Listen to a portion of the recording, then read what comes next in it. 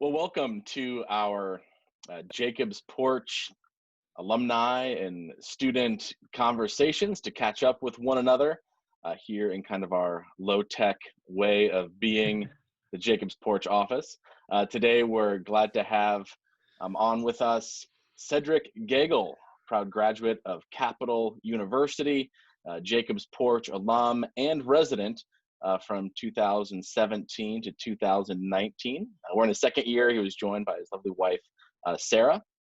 And so we're glad to catch up with you, Cedric. Why don't you fill us in on where you've been since you left campus and what's happening? Yeah, so as most people that knew me at Jacob's Porch knew, I'm an actor and filmmaker, and so that has pretty much been life since we left. That's been a pretty big aspect of what I've been up to. So we moved out here to Philadelphia as Sarah started seminary at United Lutheran Seminary, which is a very exciting time, and definitely I think Jacob's Porch helped prepare us for what that process was going to be like, and for kind of that uh, style of living, which is great. And I've been very fortunate to be able to continue to be an actor and being a filmmaker. And I have an agent out here now, as well as my agent in Ohio. And so I'm in New York auditioning for things, and here in my home recording studio for voiceover stuff. And I'll shoot films in Philly and short films, and whatever they ask me to do. I'm hopping up and doing, as well as obviously the students at Jacob's Porch are aware of the movie that we made while we were there called Kadia, the World Within. And I'm sure we'll talk about that later on. But I am currently in development on our next feature, which we haven't announced anything yet, so stay tuned on that. But that has been taking up a lot of my time and energy, and that's a very exciting and, Grant, as you and I have talked about, stressful experience. It is the worst part of making movies, is trying to get the money and get everything ready and up and rolling. So that's kind of been life for a while now. Well, how has it shifted for you now during COVID as an actor? I mean, did the basement dwelling here that you had in Jacob's Porch help with some of the quarantine, and what is just kind of that whole field look like right now? Yeah. So as this whole thing was really hitting the US, and I think we could all see it coming from a mile away, we were pretty sure it was going to be bad here. And I was still working, which was great. And I was very fortunate to do that and be getting on sets and doing things. And when it hit, I mean, several films that I was in just called off production completely. Their funding backed out, panicked, which is understandable. But it was decimated. Yeah, the film scene. I mean, we know that Disney shut down their theme parks and all this kind of stuff. But in the indie film world, where I can put a roof over my head at the moment, everything was wiped out, which was brutal. Definitely. I remember I flew to Boston for a voiceover gig, and there were only maybe 10 of us on the plane. And I was like, okay, this is like a legit, like, weird, like it felt like I was in a movie, right? It was 10 people on this flight. And then I got to Boston, and it was still kind of life as normal, but at least on the train to the gig, everybody was kind of nervous, and you could tell that there was like a wanting to get away from each other kind of feeling in that space. And so it was really, really odd.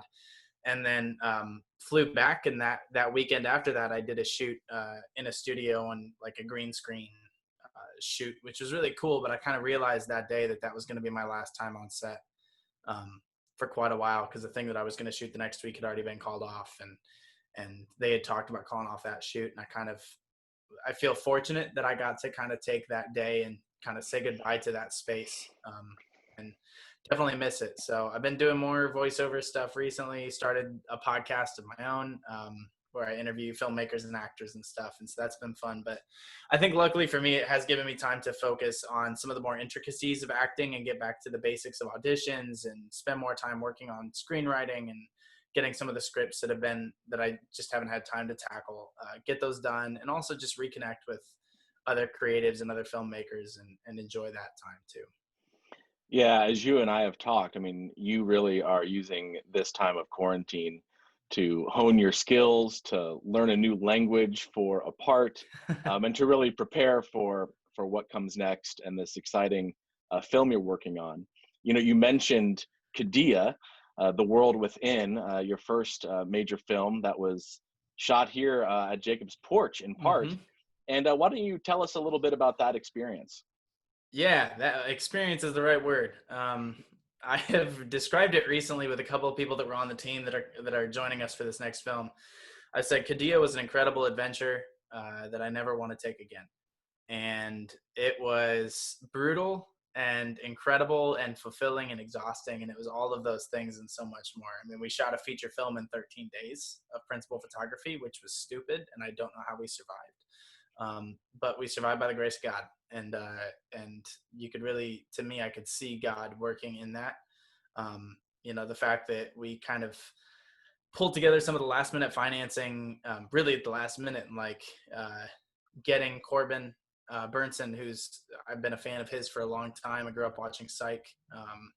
Obviously, older generations would know LA Law and Major League and everything like that. Just an incredible actor and filmmaker who's become a mentor. And James Phelps, as a Harry Potter fan, and recognizing his talent and kind of feeling the urge to reach out and offer him the part, and getting to work with him and go, you know what, this guy is insanely talented and incredibly nice, and just grateful to both of them for jumping on and taking this journey with us. And the film wouldn't exist without them, and they're incredibly gifted. But also our local Columbus actors and the students at Jacob's Porch, who were supportive and who prayed for me even when I was still writing the script. It was kind of being finalized as I started at JP, and you know, let us use that space to have meetings, and then eventually house a huge chunk of the cast and crew, as well as we filmed there. I mean, really, like, JP is intrinsically tied to that film in a way that can't be taken away. Too many actors and film crew were there exhausted at 4 a.m, getting ready for a day of shooting for it to ever leave that place.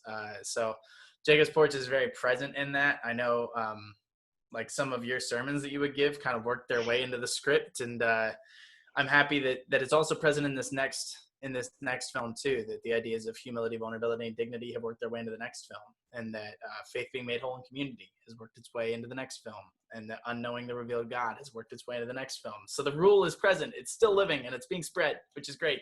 But Kadia is is an incredible experience, and it's a cool telling of the gospel, in my opinion, and it's a very unique way to do that and to share that.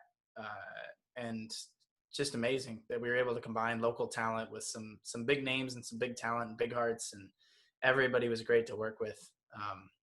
But yeah, it was pretty cool. I know you got to meet James. I'm not sure if you ever got to meet Corbin. Sorry if you didn't, but yeah, it was cool.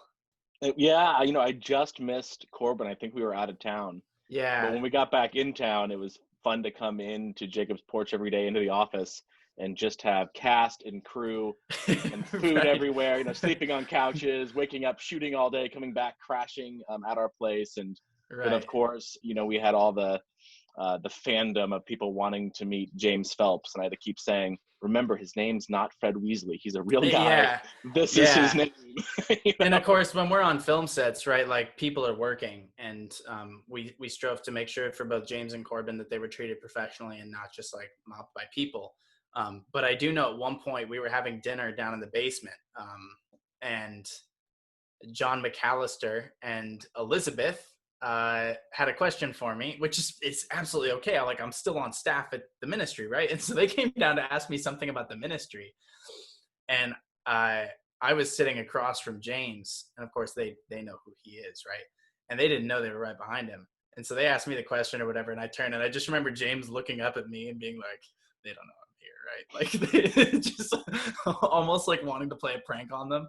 And then they left, and I went up and I told them, I was like, "You know, you're like 6 inches from him, right?" And they were like, like, so Like, that we was a didn't really see funny red. moment.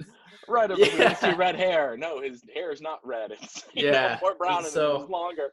so that was a really cool community experience, and a cool way to tell a story of faith. And I think Jacob's Porch is built on stories and on the people that have come through, and to be a part of that is really humbling. And to know that we kind of put another proverbial brick in that wall is is very cool to me. Well, we were and continue to be blessed by having both you and Sarah here. And I'm wondering if you have a memory or a story you would like to share about your time in this place. Just one, huh? I don't know. We had some journeys, man, during those 2 years. Let's see, we had power outages and fires and floods. And what other plagues did we have apart from the current plague? The tree that fell down and destroyed the sign. And that was for the students there that during that time, I kind of co-opted that space as like my office, which where the tree like fell, and I was at that window and I saw the tree falling, and for a sec I was like, "Ooh, this could be bad." And then the branches like brushed the window when it landed, like were bent against it, and I was like, "Oh, that could have gone a lot worse than it did," and it was already bad. So those were some, yeah, board game nights. The night we like nights where we would meet bands that were performing at the Newport was always fun. Oh man, advances were great. I was a big fan of hikes, so when I got to take hikes with Paul and I went on them with Andrew, and going and throwing a football with Mike, and playing music with Tony and Jack. And I mean, if you're watching this and I didn't mention you, I have great memories with you too. Like there's not a student at Gegel Sports that I did not enjoy and have a great multiple great memories with. I think the one that has kind of stuck with me after that is like the small group that we formed my second year, and just that very focused and intentional community and conversation where we would really dig into scripture and examine the grammar and examine the word choices and look through different translations and debate. And there was healthy debate in that space. It wasn't always the same interpretation. And that was a big period of growth that I got to kind of oversee and watch and learn from too. I think as a leader, when we were on staff, we talked a lot about how we learned from the students too. And that was really cool. So that's kind of been something that I've been thinking about lately. It was a power-packed small group you had. Well, and it was a good one.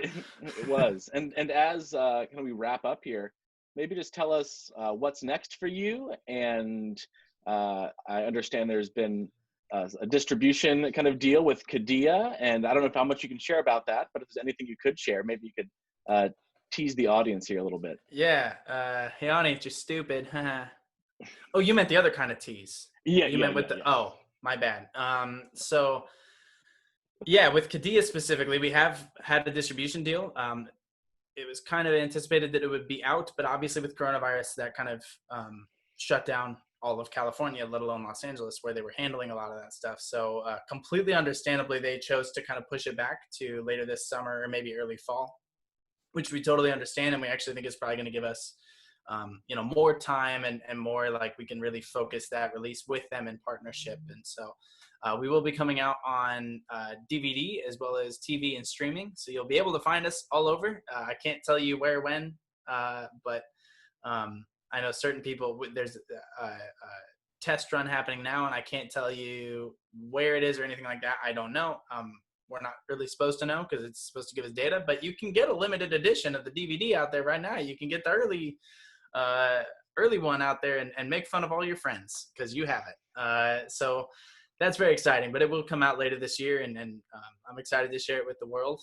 As for me, kind of the worst part about, we talked about Enneagram a lot. Anybody that knows Enneagram, I'm a 6, which means I value like security a lot, and I'm an actor. So every day is torture, and it's great.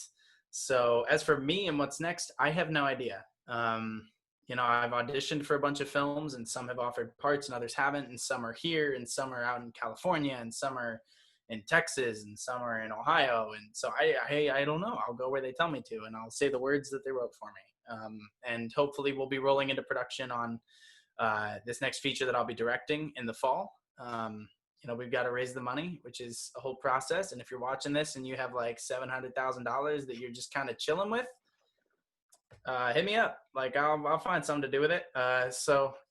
But yeah, it's kind of, being an actor is kind of a constant battle of, you get a job and at the most it probably lasts like 2 months. Right. So that's all a thing. But I am virtually directing a play for Actors Theater of Columbus, like a Zoom reading of Edward III in the Shakespeare Apocrypha. So that's a cool challenge, and I'm excited to go with that and just keep plugging away at this film and get some of this pre-production stuff done. And we're talking through like visual style and trying to figure out actors that we may want to bring in, and sign the crew and find the locations, and obviously figure out what precautions we're going to take to make sure set is safe with the coronavirus.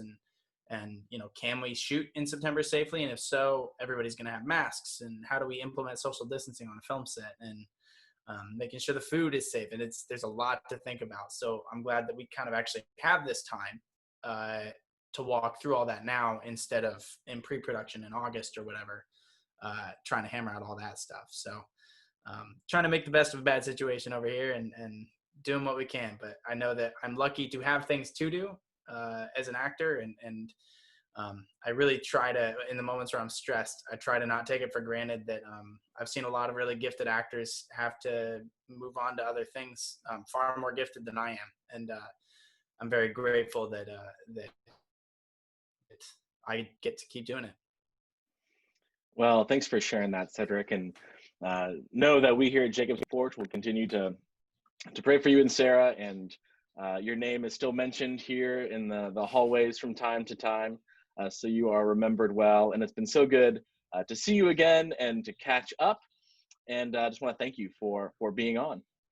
Oh, of course. I'm glad to be here. And I've been reflecting a lot on, in Ecclesiastes, the whole idea of there's a time for change and a time for all the different things where it talks about time. And I've been reflecting on that time at Jacob's Porch and how that time led into this new time in my life of marriage. I got married while I was on staff, and now this time in Philadelphia and the time as an actor, and how all those times kind of overlap, and how formative that experience was. So Jacob's Porch is always going to be a part of that. And I hope that I'm always able to reflect that in what I'm doing. And I know that certainly what Sarah's doing here, I don't want to speak for her, but I can see that present in the way that she speaks to classmates and to the congregations. And it's Jacob's Porch is a special place. And I know we miss it, and it's doing some incredible work. So I'm just grateful to have been a part of its story.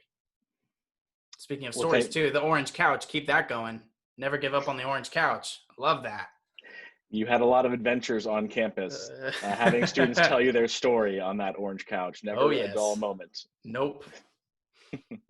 Well, again, thank you so much, Cedric, for everything, and we'll be in touch. So peace be with you, and I'll talk to you later. All right. Thank you for bringing me on.